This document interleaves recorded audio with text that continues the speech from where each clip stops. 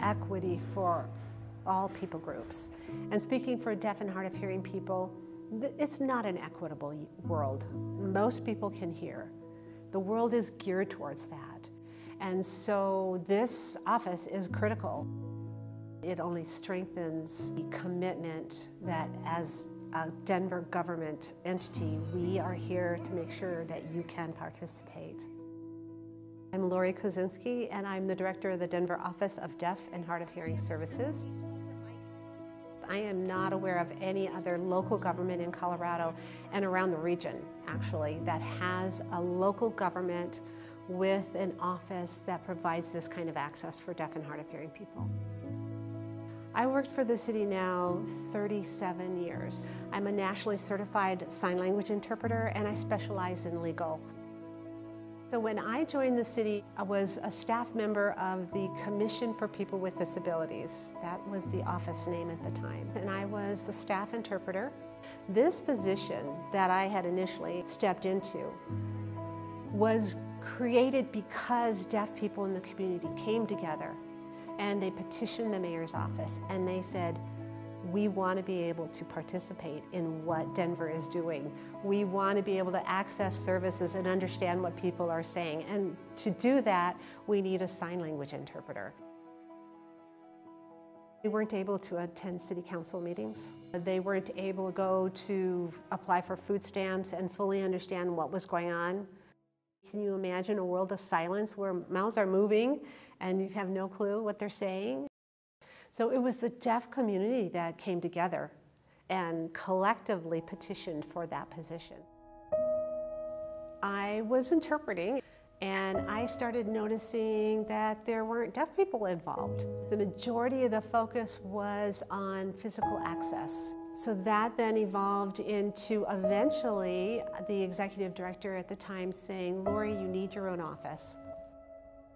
The office has been in existence for about 15 years, and it was an office of one for many years.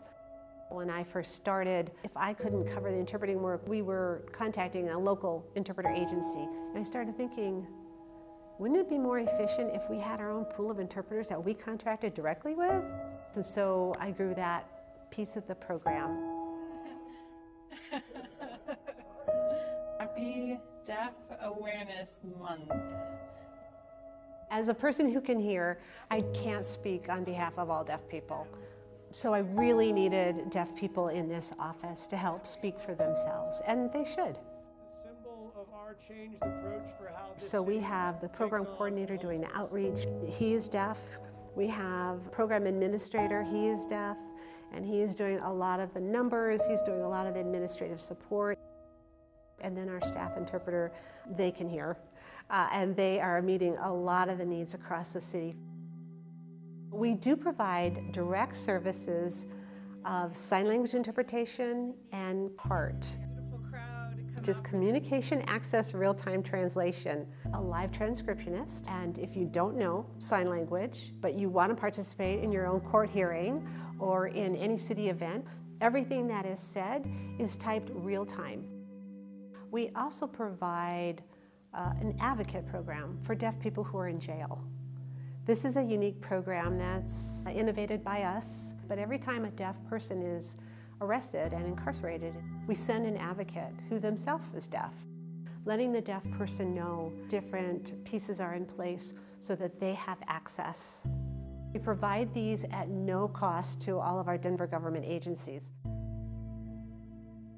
I was looking at some old statistics just recently. 11 years ago, we were under 1,000 hours. We're like 900 and some hours of interpreting a year. And this year, we could probably easily hit 3,000 or more. Deaf people are a part of our society. And even though they don't speak English, many of them just don't speak, they do have a voice. They should have a right to services at the same level of understanding and participation that you or I do.